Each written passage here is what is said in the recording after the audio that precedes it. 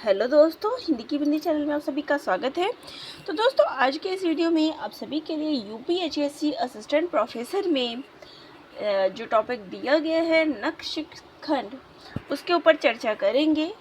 तो मैंने जो है आप सभी को नागमती वियोग खंड का पूरा वीडियो जो है बना दिया था, और नखशिखंड जो है वो हमारा रह गया था। उसमें से एक ही दो पद जो है मैंने करवाए थे उस टाइम, लेकिन अब कोशिश है कि मैं इसके जो 20 पद हैं वो संपूर्ण आप सभी के सामने लेके आए और इसकी व्याख्या जो है मैं आप सभी को करवाऊं।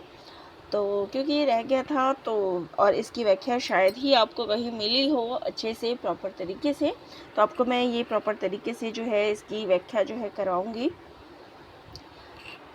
तो यहाँ पे ये किसकी रचना है? अगर बात करें नखशिखंड, तो ये किसके अंतर्गत आता है? तो जायसी के द्वारा लिखा गया जो पद्मावत है, पद्मावत के अंतर्गत जो सर्गों की संख्या कितनी है? 57। तो उसमें आपको दो टॉपिक दिए गए हैं, एक है नागमती वियोग खंड और दूसरा है नखशिख खंड। ये दो खंड आपको पढ़ने हैं। नागमती वियोग खंड में राजा रतन सेन की जो पत्नी है नागमती, उसके वियोग वर्णन जो 12 मासा के द्वारा जो है उसका वियोग वर्णन जो है दर्शाया गया है। वहीं पे नखशिख खंड, अब नखशिख क्या होता है? जिसके अंतर्गत नायिका के नख से लेके, यानी कि नाखून से लेके कह सकते हैं संपूर्ण शिख यानी सिर तक जो है वर्णन जो किया जाता है, एक एक अंग का जो वर्णन किया जाता है, उसी को यहाँ पे लिया गया है, नायिका के सौंदर्य का वर्णन। अब इसकी नायिका कौन है? तो रानी पद्मावती जो है, पद्मावती वही इसकी नायिका है। तो पद्मावत के रूप सौंदर्य का वर्णन जायसी के द्वारा जो इन पंक्तियों में किया गया है वही हम देखेंगे। तो राजा के सामने अब यहाँ पे एक बात ये भी आती है कि किसने वर्णन किया है। तो जो हीरामन तोता है वो राजा रतन सेन से जब मिला, तो उसने जो पद्मावत के रूप श्रृंगार का वर्णन किया है, वही सारे पद आपको इनमें देखने को मिलेंगे। यानी कि संपूर्ण जो इसमें आपको 20 पद पढ़ने हैं नखशिख खंड में, और वो 20 पद नायिका के पद्मावती के जो रूप सौंदर्य है उसके एक एक अंग का हर पद में वर्णन किया गया है। तो चलिए शुरू करते हैं। इस पे मैं ज़्यादा नहीं बात करूँगी। जो इस दोनों टॉपिकों से जो तथ्य निकलेंगे वो आपको मैं एक शॉर्ट नोट जो है मैं आपको अलग से दूंगी। जो आपको पद्मावती के संबंध में, जायसी ग्रंथावली के संबंध में जो है आपको पता होना चाहिए, उसका वर्णन हम अलग से करेंगे। आज फिलहाल हम इसकी व्याख्या ही करते हैं। का सिंगार ओहि बड़नो राजा, ओहि के सिंगार ओहि पे साजा। प्रथम शीस कस्तूरी केसा, बलि बासुकी का और नरेसा। भौर केस वह मालती रानी, बिसहर लूरे लेगी अगर घानी। बेनी छोरी झार जो बारा, सरग पतार होई अंधियारा। कोपर कुटिल केस नगकारे,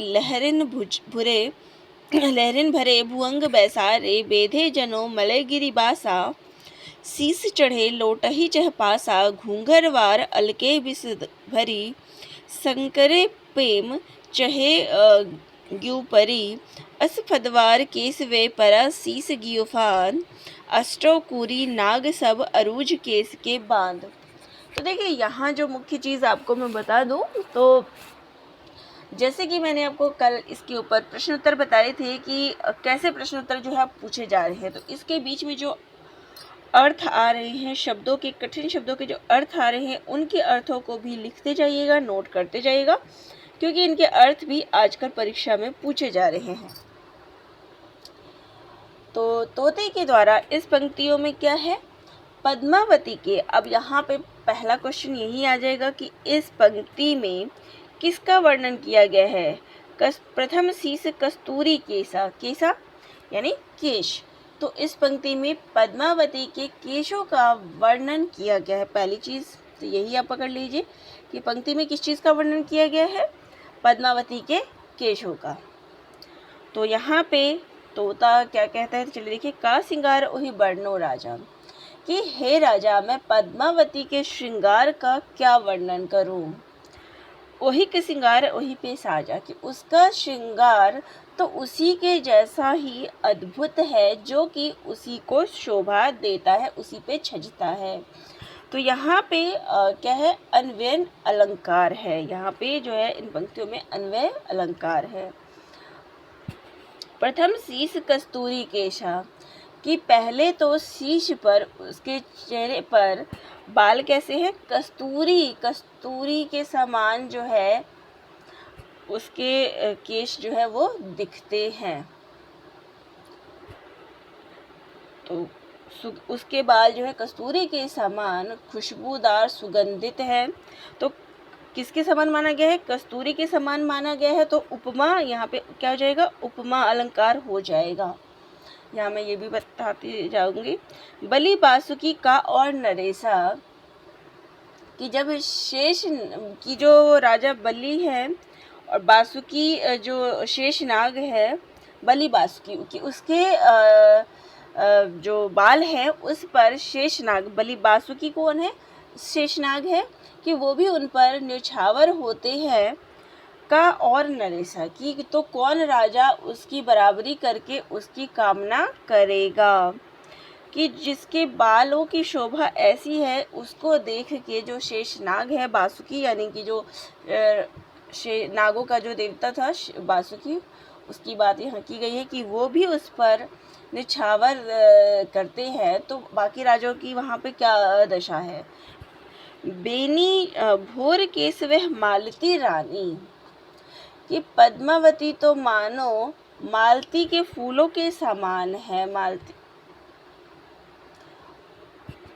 बिसहर लूरे लेही अर्घानी, और उस पर मंडराने वाले जो बाल हैं, ऐसा लगता है जैसे कि भंवरे जो है उसके बालों पर मंडरा रहे हैं, यानी उसके बाल जो है वो क्या है, भंवरे के समान उस पर मंडराते हुए, उसके चेहरे पर मंडराते हुए, देखिए बाल जो है ऐसे से लहरते हैं, तो उसके चेहरे पे बाल भंवरे की तरह मंडराते हुए लगते हैं। बेनी छोरी झार जो बारा, कि ये केश जो है जहरीले नागों की भांति लहरा कर जो है उसे सुगंध जो है वो देते हैं। तो यहाँ पे खुशबू की बात यहाँ जब की गई है, तो यहाँ इन पंक्तियों में जो है उपमा और रूपक अलंकार की बात की गई है।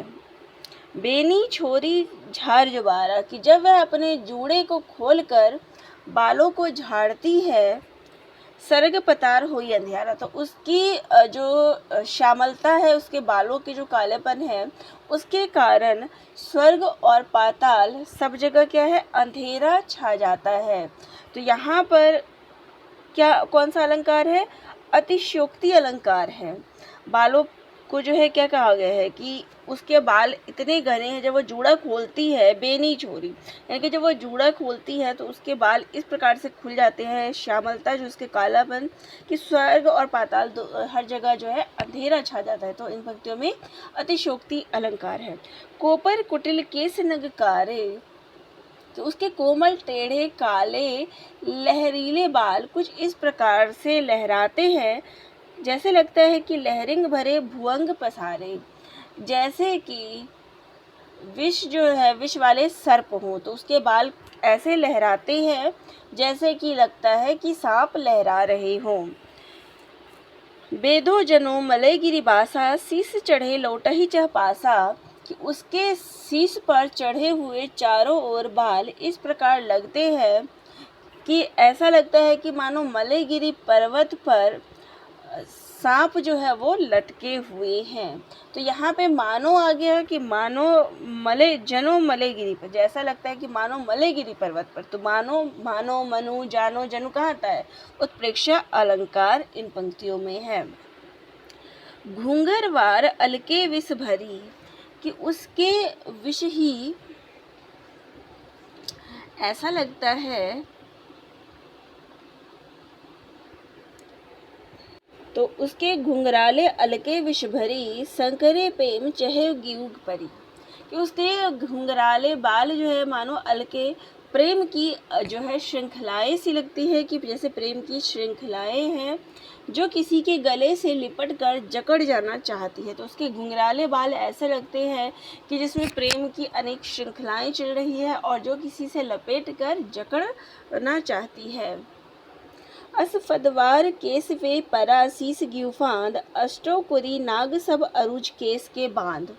कि हे राजा, पद्मावती के वे केश ऐसा फंदा ग्यूफांद यानी कि ऐसा फंदा डाल देने वाले हैं कि दूर होने पर भी जो राजा रतन का शीश है और उसकी गर्दन में उनका फंदा जो है वो पड़ गया है। अष्टोकुरी की आठों कुल के नागाधिराज झुककर उन केशों के बंदी हो गए हैं। कि उसका फंदा जो है अगर राजा के गले में पड़ जाए तो वो नहीं निकल सकता और उस जो आठों कुल के जो नागाधिराज हैं वो भी उसमें बंदी बन गए हैं। तो यहाँ पर देखिए इन पंक्तियों में अलग अलग जो अलंकारों का प्रयोग हुआ है वो मैंने आपको बताया है और अब यहाँ पे शब्दार्थ भी मैंने आपको बता दिए हैं। तो चलिए नेक्स्ट पंक्ति हम लेते हैं। तो जो भी शब्दार्थ आते जाएंगे मैं आपको बताती चली जाऊंगी। तो दूसरा है, बरनऊ मांग शीस उपराही, सेंदूर अभी चढ़ा जही नाही, बिनु सेंदूर अस जानऊ दिया, उजियोर पंथ रेनी मऊ किया। कि चलिए मैं इन पंक्तियों की डायरेक्ट आपको व्याख्या करती हूँ क्योंकि दो बार पढ़ना टाइम ज़्यादा लग जाएगा। तो यहाँ एक एक बार ही मैं पढ़ती चली आऊँगी। कि बरनऊ मांग, अब इन पंक्तियों में क्या है, आपने पहली पंक्ति में किसका वर्णन पढ़ा था, बालों का। अब दूसरी पंक्ति में क्या है, उसके मांग का, जो पद्मावती के मांग है उसका वर्णन इन पंक्तियों में किया गया है। बरनऊ मांग शीस उपराही, कि तो यहाँ पर कहते हैं कि हे राजा, अब मैं पद्मावती के सिर के ऊपर की सुंदर मांग का जो है वर्णन कर रहा हूँ। सिंदूर अभी चढ़ा जही नाही, कि उस पर अभी सिंदूर जो है वो नहीं चढ़ा है। बिन सिंदूर अस जानहु दिया, कि बिना आशय यह है कि वह अभी, तो यहाँ पे बिना सिंदूर नहीं चढ़ा यानी कि अभी वह कुंवारी है। और बिना सिंदूर के उसकी मांग ऐसी झलकती है, उजियोर पंथ रेन मह किया, कि ऐसी स्वच्छ और श्वेत लगती है जैसे दीपक की ज्योति, अथवा रात में जो है पगडंडी अपना अथवा कसौटी पर कसी हुई सोने की रेखा, अथवा बादलों में चमकती बिजली की रेखा। तो यहाँ पर उसकी मांग जो है उजियर पंथ रैन कि पथिकों को जो है वो रास्ता दिखाते, जैसे रास्ते में कोई थोड़ा सा उजाला हो जाए तो रास्ता दिखता है, तो ऐसी प्रकार उसकी मांग जो है उजियर पंथ, श्वेत उज्ज्वल सी उसकी मांग जो है वो देखने में लगती है। कंचन रेख कसौटी कसी, वो जो है सोने की रेखा, कंचन यानी सोने की रेखा सी दिखाई पड़ती है। जनु घन मद दामनी पर गसी, और बादलों में चमकती बिजली की रेखा सी प्रतीत होती है। सरु किरण जगु गगन बिसेखी, अथवा नीले गगन में सूर्य की कोई विशेष चमकीली किरण जैसी दिखाई देती है। जमुना माह सुर सती देखी, अथवा ऐसा लगता है कि यमुना की धारा के बीच श्वेत सरस्वती की पतली धारा जो है वो फूट पड़ी हो। खांड धार रुहिर न भरा, अथवा ऐसा लगता है कि खांडे पर गाढ़े श्याम रक्त के बीच तलवार की आर की चमक जो है वो करवत लेई बेनी पर धरा, और ऐसा लगता है कि जो तलवार की धार की जो चमक है वो दिख गई हो, या फिर जो त्रिवेणी का जो संगम है उस पर चमकीला आरा जो है वो रखा हुआ है। तो त्रिवेणी का जो संगम है वहाँ पे बेनी ले पर धरा, तो ऐसा लगता है कि चमकीली कोई धार सी उसके ऊपर रखी हुई हो।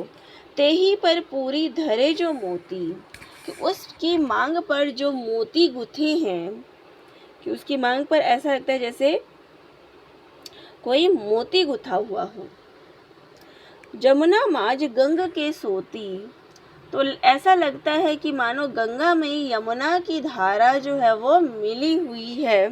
करवत तपा लई होई चूरू, मकु जो रूहिर लेई देई सिंदूर। तो कहते हैं कि करवत तपा लई हुई, कि ऐसा लगता है कि तपी इसलिए आरे को जो है अपने को चिरवाते हैं कि शायद वे अपने रक्त से, और यहाँ का जो तपी यानी तपस्वी है वो इसलिए अपने आरे से जो है अपने को चिरवाते हैं ताकि वो जो दिव्य मांग है उसका रक्त है उसको उस सिंदूर में, जो उस मांग में जो है वो सिंदूर के रूप में उसको लगा सके। कि मतलब यहाँ कहने का आशय ये है कि पद्मावती के मांग को भरने के लिए, उसकी मांग में सिंदूर भरने के लिए जो बलिदानी एवं तप की जो है आवश्यकता है, यानी हर कोई उसके मांग में सिंदूर नहीं भर सकता, केवल बलिदानी एवं तपी लोग जो है वही केवल उसकी मांग में सिंदूर भर सकते हैं। आगे कहते हैं, कनक दुवासन बानी होई चह, सुहाग वह मांग, सेवा करही नखत सब उवे गगन जस गांग। कि हे राजा, पद्मावती की स्वर्णमयी एवं चमकीली मांग जो है वो सुहाग वह मांग, कि वह सुहाग की, अपने सुहाग की प्रेमी की जो है इच्छा कर रही, अपनी पति की इच्छा कर रही है। उसकी सुनहरी और दुवासन बानी, द्वादशादित्य के समान चमकीली मांग ऐसे लगती है कि जैसे जो नक्षत्र और तारों की आकाशगंगा उसकी सेवा करने के लिए आकाश में दृष्टिमान है। तो सेवा करे ही नखत, तो जो नक्षत्र है वो उसकी सेवा करने के लिए यहाँ पे विराजमान है, ऐसा लगता है उसकी मांग को देखकर। तो यहाँ पे इन पंक्तियों के अर्थ जो है वो आप समझ ही गए हैं साथ साथ। चलिए अगली पंक्ति हम लेते हैं, तीसरी पंक्ति यहाँ पे, कहो लेलार द्विज के ज्योति, द्विजन ज्योति कहाँ जग ओती। तो यहाँ पे तीसरी पंक्ति जो है, कहो लीलार द्विज के ज्योति। अब इस पंक्ति में अब देखिए लीलार, अब लीलार से क्या तात्पर्य है, जो ये ललाट होती है, यहाँ पे इस पंक्ति में उसका वर्णन जो है किया गया है। तो पद्मावती के ललाट का वर्णन किया गया है। प्रथम पंक्ति में केश का, द्वितीय पंक्ति में मांग का और तीसरे में उसके ललाट का वर्णन है। तो तोता कहता है, हे राजा, अब मैं उसके ललाट का वर्णन करता हूँ। उसका ललाट क्या है, कहो लीलार द्विज के ज्योति, तो वह चंद्रमा के समान जो है सुंदर है। तो चंद्रमा के समान सुंदर है तो क्या हो गया, उपमा अलंकार हो गया। द्विजन ज्योति कहाँ जग होती, किंतु दोज के चांद में भी उतनी चमक नहीं है। तो यहाँ पर क्या है, प्रतीप अलंकार है कि एक तरफ तो कहा गया है कि उसका ललाट कैसा है, चंद्रमा के समान सुंदर है, और दूसरी तरफ ये बात कही गई है कि चंद्रमा में भी उतनी चमक नहीं है जितनी उसके ललाट में चमक है।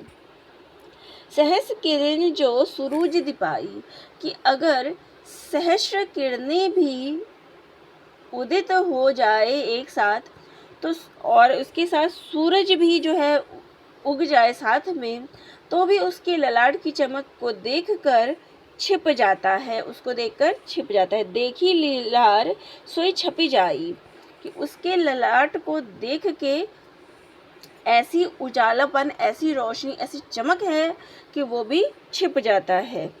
का सरवर देते ही देव मयंकु, चांद कलंकी वह निकलंकु। कहते हैं कि चांद में तो कलंक है, पर उसका माथा जो है वो कैसा है, कलंक रहित है।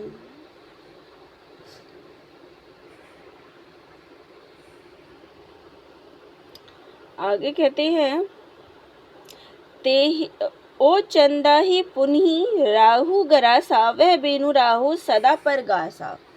कि उस चांद को तो राहु जो है वो क्या करता है, ग्रास लेता है, किंतु पद्मावती का ललाट तो बिना राहु के ग्रसे ही सदा जो है चमकता हुआ दिखाई पड़ता है। तो यहाँ पे इन पंक्तियों में व्यतिरेक अलंकार है। आगे है, तेहि लिलार पर तलक बैठा द्विज पाट जानहु ध्रुव दीठा। तो यहाँ कहते हैं कि उसके माथे पर क्या है, तलक बैठा, यानी कि बिंदी लगी हुई है। मानो द्विज के जो द्विज का चांद होता है, उसके आसन पर द्विज पाट जानहु ध्रुव दीठा, कि उस ऐसा लगता है कि जो द्विज यानी पूर्णिमा का जो चांद होता है उस पर ध्रुव तारा जो है वो आके बैठा हुआ है। ध्रुव यानी ध्रुव तारा जो है वो बैठा हुआ है। तो यहाँ पर भी इन पंक्तियों में उत्प्रेक्षा अलंकार है। कनक पाट जनु बैठ राजा, कि ऐसा लगता है कि सोने के सिंहासन पर मानो कोई राजा बैठा हो। सबे सिंगार अत्र लई साजा, जो कि सुंदर वस्त्र आभूषण जो है वो पहन के वहाँ श्रृंगार करके बैठा हुआ है। वही आगे थिर रहा न कोई, कि पद्मावती के माथे के तिलक सौंदर्य के आगे कोई भी ठहर नहीं सकता। दहु का कह अस जरु संजोगु, कि कौन जाने उसका संजोग अथवा विवाह किस भाग्यशाली के साथ जुड़ेगा, जोड़ा जाएगा। खरग धनुक चकबान दुई जग मारन तिन्ह नाव, सुनी के परामूर्छी के राजा मोकह है कुंठाव। तो यहाँ कहते हैं कि हे राजा, खड़ग, धनुष, चक्र, बाण देखकर उसका नाम संसार को मारने वाला जो है दिया गया है।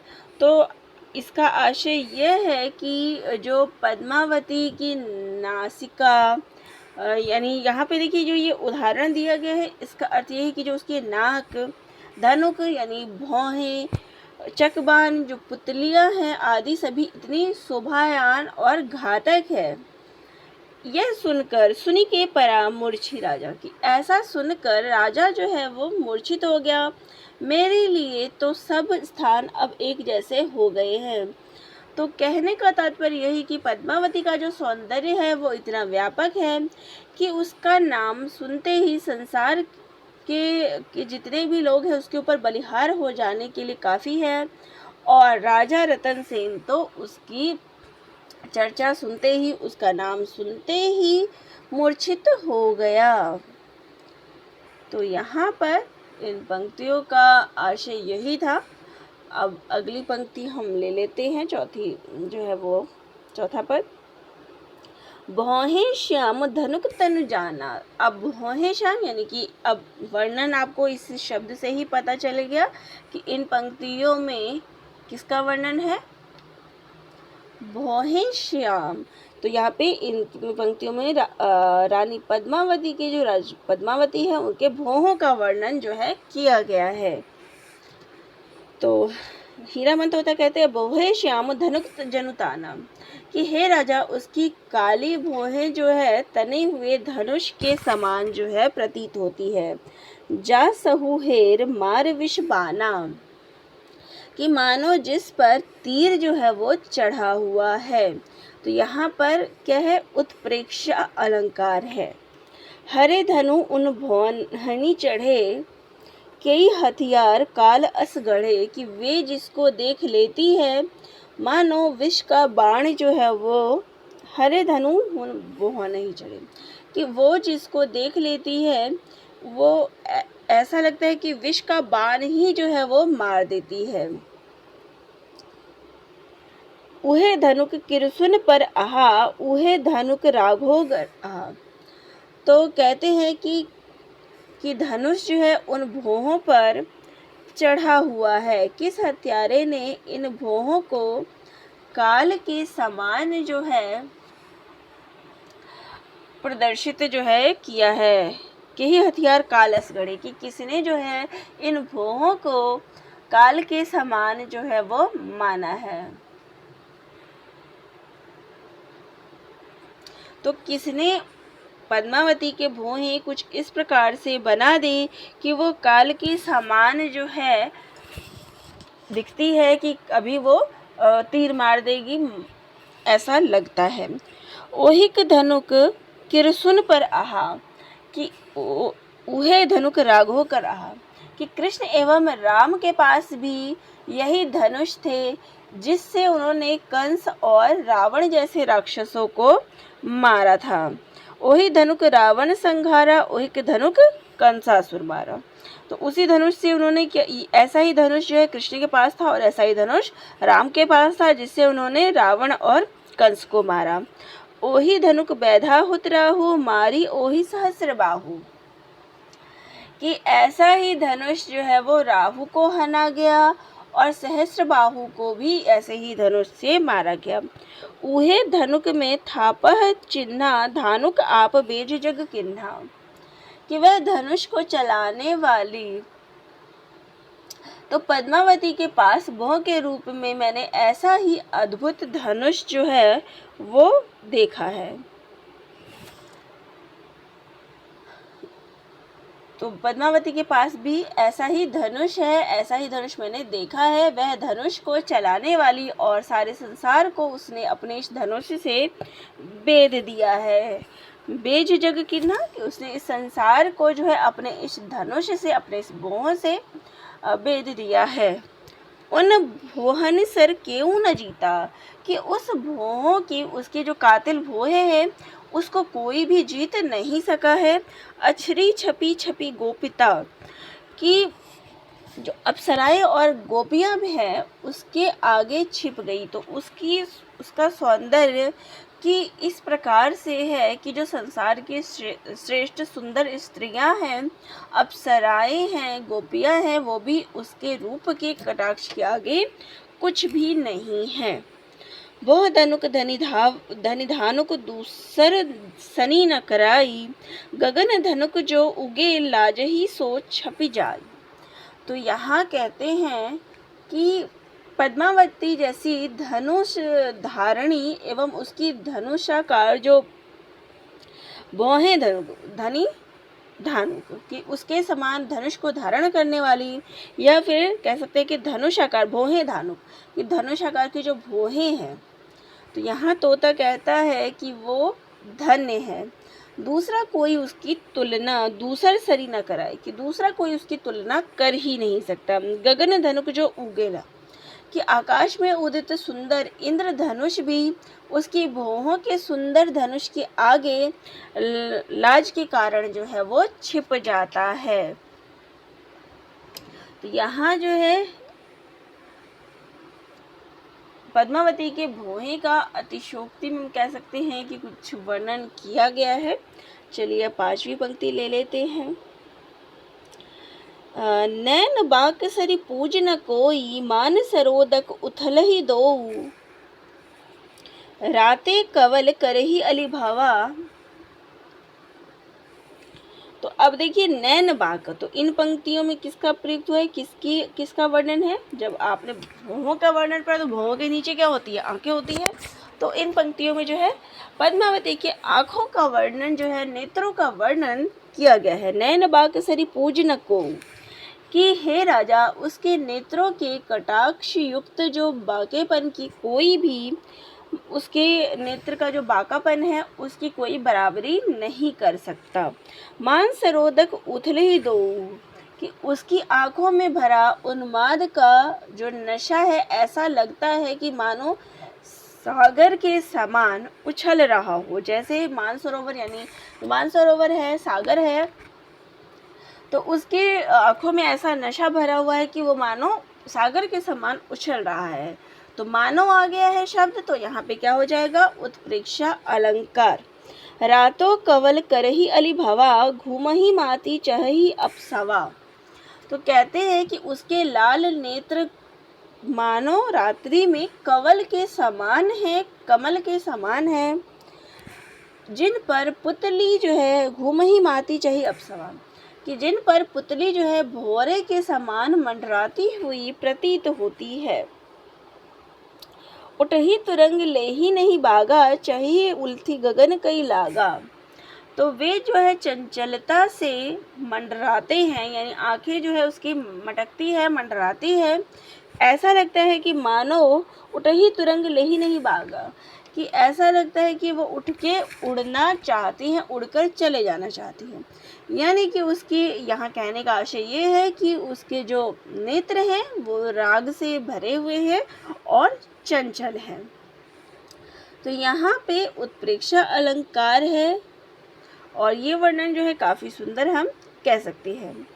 उठही तुरंग लही बन नहीं भागा, कि वो जो है उदंड घोड़ों के समान है, जिसकी कोई बागडोर अथवा कोई भी बंधन जो है वो मानना नहीं चाहते।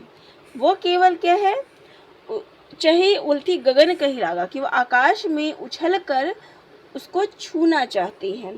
पवन झकोर ही दई हिलोरा, कि ऐसा लगता है कि वे वायु को भी झकझोर देंगे। और सरग लाई भूई लाई बहोरा, और हिलोरे जो है वो पैदा कर देंगे।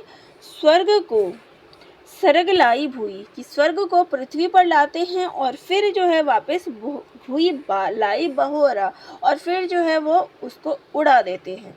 तो यहाँ पे हम कह सकते हैं इन पंक्तियों में जो है अतिशयोक्ति अलंकार है, क्योंकि स्वर्ग को धरती पर लाना ऐसे पॉसिबल नहीं है, ऐसे ला नहीं सकते कोई भी। तो यहाँ पे इन पंक्तियों में क्या है, अतिशयोक्ति अलंकार है। जग डोले डोलत नैनहा, उल्टी अडार जाही पर माला। तो यहाँ कहते हैं कि उन नेत्रों के डोलते डोलते ही ऐसा लगता है जैसे कि संसार भी डोलने लगता है। उल्टी अडार जाही पर महा, कि बड़ी बड़ी स्थिर वस्तुएं पल में जो है वो कैसी लगती है, उलट जाती है। जब ही फिराही गगन गही बोरा, कि जब उसके नेत्र जो है सागर के भंवर चक्र की जैसी गति लगती है, कि और जब वे फिरते हैं तो ऐसा लगता है कि अपनी लपेट में जो है वो आकाश को भी डुबा लेंगे। असवी भोर चक्र के जोरा, वे अपने नेत्र को ऐसा लगता है कि समुद्र के हिलोरे जो है, असवी भोर चक्र के जोरा, जो वो चक्र से पानी में बनते हैं, तो ऐसा लगता है कि उन नेत्रों में सागर के भंवर के जैसी जो है भंवर, सागर में जो भंवर बनते हैं उनके जैसे चक्र जैसी गति जो है पद्मावती के नेत्रों में है। समुद्र हिलोर फिरही जनु झूले, खंजन लरही मृग जनु भूले, कि उसके नेत्र जो है मानो समुद्र के हिलोरे के समान प्रतीत होते हैं। और कभी तो ऐसा लगता है कि कोई पक्षी जो है भूले भटके जैसे आ जाते हैं, कि भूले भूले मृग हैं।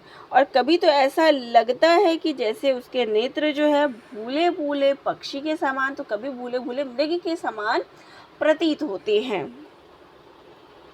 तो यहाँ पे भी उत्प्रेक्षा अलंकार है। अगला है, सुभर सरोवर नयन वे, मानिक भरे तरंग, आवत तीर फिरा वही, काल भोर तिहि संग।